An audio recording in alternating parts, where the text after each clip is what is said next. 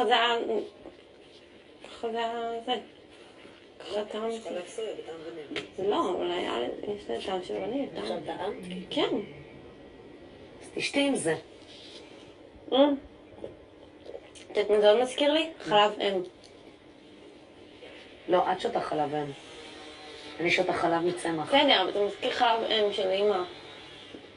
אמא בת אדם. איפה טעמת חלב אם? כשהייתי מחממת למילה את ה... למרות שזה לא חם? כן. והיא תואמת? ברור, אני הכי לא מגעלת, הקדמת. מישלי? זה מצחיק. ומישהי זרה, אולי אני אגעל, אבל ככה?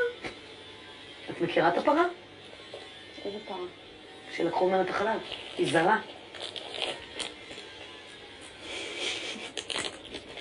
זה באמת מצחיק, אנשים נגלים חלב אם של אישה, ואין להם בעיה לשתות חלב אם של פרה.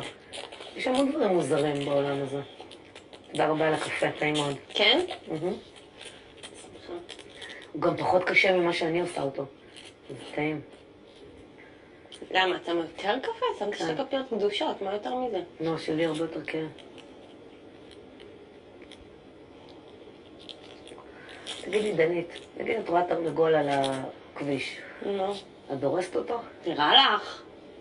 גזמת. גזרנו אותו חלק לסוף. את מבינה למה העולם הזה מוזר?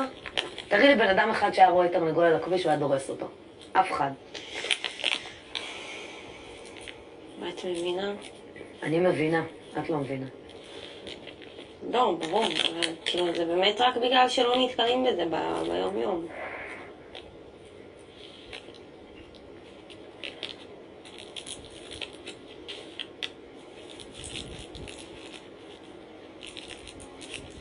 או נגיד אם את אומרת למישהו, היית אוכל בעל חיים מת? כאילו שמת לבד. קוראים איך כזה? יש דברים כאילו שאתה כאילו פתאום חושב עליהם, ואז אתה אומר, בונה, משהו פה לא סבבה.